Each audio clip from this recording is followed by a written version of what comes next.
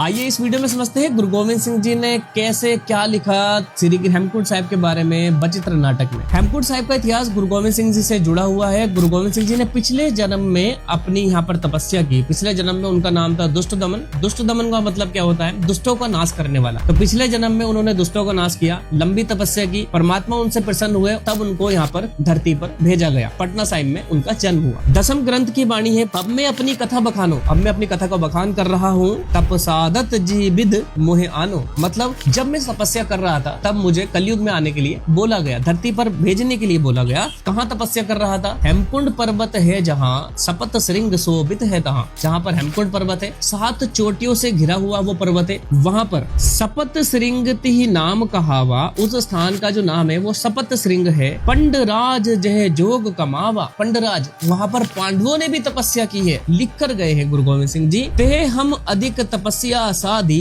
उस जगह पर हमने बहुत तपस्या की। महाकाल काली का आराधी, महाकाल को हमने वहाँ आराधा। महाकाल मतलब शिव भगवान नहीं, लॉर्ड सुप्रीम लॉर्ड को वहाँ हमने आराधा। ई विद करत तपस्या भयो, इस तरीके से तपस्या करते हुए द्वैत एक रूप है गयो, जो हमारा 2 रूप था वो एक रूप हो गया, मैं परमात्मा के रूप में समा गया। तात मात मुर अलख आराधा, तात मात मेरे माता पिता ने परमात्मा की आराधना की। बहुविध जोग साधना साधा, बहुत तरह की योग साधना की। तिन जो करी अलख की सेवा, जब उन्होंने मेरे माता पिता ने परमात्मा की सेवा की, अलख यानी कि परमात्मा की सेवा की। ताते भय प्रसन्न गुरुदेवा, उससे परमात्मा प्रसन्न हो गए। तिन प्रभ जब आयुष मुह दिया, उस प्रभु ने जब मुझे आज्ञा दी, तब हम जन्म कलु में लिया, तब हमने कलयुग में जन्म लिया, पटना शहर में। चितने भयो हमरो आवन के, हमारा मन नहीं था आने का। चुबी रही सुरत